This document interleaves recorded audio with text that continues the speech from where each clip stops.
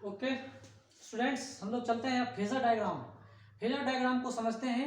Phasor diagram का definition क्या है? एक ऐसा डायग्राम, फेजर डायग्राम मतलब डायग्राम तो है, एक डायग्राम है जो फेज बताता है, फेज में रिलेशन बताता है, फेज में रिलेशन बताता है।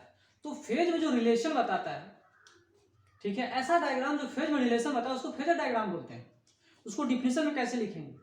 ए diagram showing alternating current and voltage with phase angle between them, उनके बीच में कितना फेज है उसको दिखाते हुए, फेज एंगल उनके बीच में कितना है उसको दिखाते हुए जो डायग्राम हम बनाते हैं उसको हम लोग फेजर डायग्राम बोलते हैं।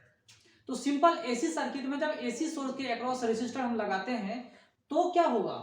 तो उनके बीच जो फेज एंगल होगी ना, जो फेज एंगल है उसको जो दिखाते हैं डायग्राम, उसको फेजर डायग्राम कहते हैं। ठीक है, तो एक ऐसा डायग्राम जिसमें हम अल्टरनेटिंग करंट, अल्टरनेटिंग वोल्टेज को दिखाते तो हैं लेकिन with their phase angle, with the phase angle between them, उनके बीच में कितना फेज एंगल है। तो फेज एंगल कैसे पता करते हैं उनके बीच में? तो शुरुआती दौर में पता कर लेते हैं। एंगल से पता चलता है कि शुरू में कौन कितना पीछे था, कौन कितना आगे था। ठीक है, तो फेज एंगल इसीलिए डिनोट होता है, कौन कितना आगे है, कौन कितना पीछे है, कब से? तो शुरुआती स्टेज से।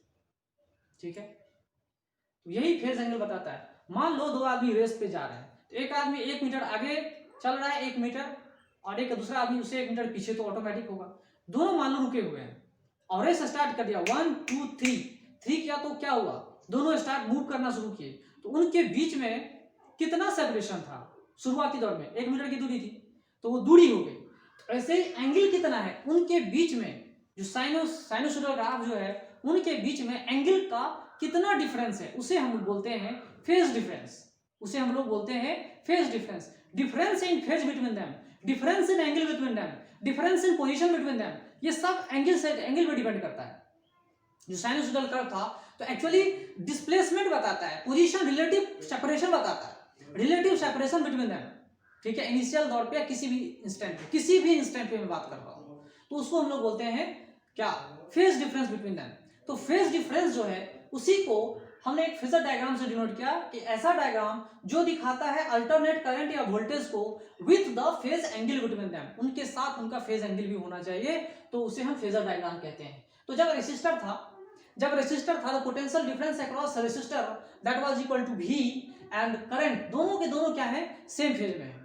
दोनों के दोनों क्या है? सेम फेज में है। तो यहाँ पे देखिए V इज इक्वल टू क्या लिखते थे? V note sine omega T, और I के बारे में क्या लिखते थे? I note sine omega T. इस तरह से भी लिख सकते हैं, इसको हम कॉस भी लिख सकते हैं, कोई दिक्कत नहीं। इसको हम लोग अगर दूसरे वर्ड में बोले तो कॉस ओमेगा टी भी लिख सकते हैं, फिर ग्राफ कुछ अलग हो जाएगा, इसको भी हम लोग कॉस ओमेगा टी भी लिख सकते हैं, कुछ भी नहीं होगा फिर। ठीक है, फिर क्या होगा? डायग्राम कुछ अलग होगा, लेकिन इनके बीच में जो फेज डायग्राम होगा उसकी कहानी यही होगी, उसकी कहानी सेम होगी, वो चेंज होने वाला नहीं है। ठीक है, तो और कुछ हम लोग जानते हैं इस एसी सोर्स के बारे में। यहां देखिए क्या हमने डायग्राम ड्रॉ किया है।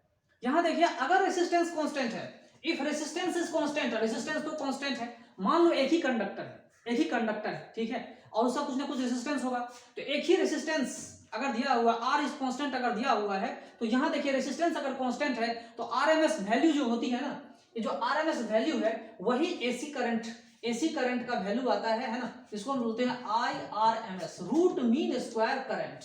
इसको हम लोग क्या पढ़ते हैं? Root mean square current. ठीक है, ये क्या है? Root mean square current. बात समझ में आ रही है? जो क्या करता है, हॉट वायर एमीटर जो भी होते हैं, हॉट वायर एमीटर, ये मेजरमेंट करता है आरएमएस की वैल्यू को, और डायरेक्टली आई स्क्वायर पे डिपेंड करता है, तो मेजरमेंट कर लेता है, आरएमएस वैल्यू की मेजरमेंट कर लेता है। ठीक है, तो जो मेजरमेंट करेगा, ठीक है, आरएमएस वैल्यू जो मेजरमेंट करेगी वो तो करेगा ही। और पीक वैल्यू क्यों बढ़ जाता है? क्योंकि कुछ भी ज्यादा हम बताते हैं ना, जैसे एसी, इसी में मैं आपको बता दे रहा हूँ, यहाँ पे और ही बताऊंगा, आरएमएस वैल्यू कुछ और दिया हुआ है, तो RMS into root under 2 is equal to peak value. तो पीक वैल्यू क्या होता है? बहुत ज्यादा होता है, आरएमएस से भी ज्यादा होता है। ठीक है, तो चलिए ये बात समझ में आ गई होगी। तो अब सवाल ये है कि अगर रेसिस्टेंस हमारा कांस्टेंट है, अगर रेसिस्टेंस कांस्टेंट है, और आरएमएस की वैल्यू, अगर आरएमएस की वैल्यू की बात करें, एसी सोर्स लगा हुआ है और फ्रीक्वेंसी की बात करें, देखिए फ्रीक्वेंसी एंगुलर फ्रीक्वेंसी हो या सिंपल फ्रीक्वेंसी हो, है ना, ये एंगुलर फ्रीक्वेंसी या सिंपल फ्रीक्वेंसी देखिए बढ़ रहा है, यहाँ देखिए ग्राफ बढ़ रही है, लेकिन आरएमएस की वैल्यू कांस्टेंट है। आरएमएस की वैल्यू क्या है? कांस्टेंट है। एसी सोर्स में आरएमएस की वैल्यू कांस्टेंट है, वो फ्रीक्वेंसी के ऊपर डिपेंड नहीं कर रहा है, देख लीजिए क्लियर कट आपको दिख रहा है, ठीक है, फ्रीक्वेंसी पे डिपेंड नहीं करता। आगे चलते हैं, यहाँ देखिए दूसरा केस हम लोग हैंडल करेंगे। यहाँ क्या है कि अगर हमने फ्रीक्वेंसी को कांस्टेंट रखा, पहले सिचुएशन में हमने क्या कर दिया था, फ्रीक्वेंसी को वेरिएबल बता दिया था, क्या किया था, फ्रीक्वेंसी को वेरिएबल। अभी हम क्या करते हैं, फ्रीक्वेंसी को कांस्टेंट मान लेते हैं। फ्रीक्वेंसी को कांस्टेंट मान लो तो मान लो क्या हो, डीसी सोर्स है, डीसी सोर्स है और रेजिस्टेंस यहाँ पे वेरिएबल है, यहाँ रेजिस्टेंस क्या है, वेरी कर रहा है, रेजिस्टेंस क्या है, वेरी कर रहा है, वेरिएबल है। तो अगर वेरिएबल है तो आरएमएस की वैल्यू क्या होगी, ये डीसी सोर्स नहीं मान लो, है ना, मान लो फ्रीक्वेंसी कांस्टेंट है, सपोज दैट फ्रीक्वेंसी क्या है, फ्रीक्वेंसी कांस्टेंट या डीसी सोर्स ही मान लो, डीसी सोर्स मान लो, इसकी वैल्यू, तो करंट क्या होगा, करंट जो है इनवर्सली प्रोपोर्शनल टू रेजिस्टेंस होगा। ये बात तो समझ में आ गई, ये कोई खास बात नहीं है, ये कोई इंपॉर्टेंट चीज नहीं है। डीसी सर्किट में इस तरह से पढ़ रहे हो, I is inversely proportional to R, ठीक है, I is inversely proportional to R, ठीक है। यहां देखिए भी नोट, इसको हम लोग क्या लिख सकते हैं, आई नोट साइन ओमेगा टी लिख दिया, कोई दिक्कत नहीं है। तो आई नोट की वैल्यू हम कितना लिख सकते हैं, √2 RMS साइन ओमेगा टी।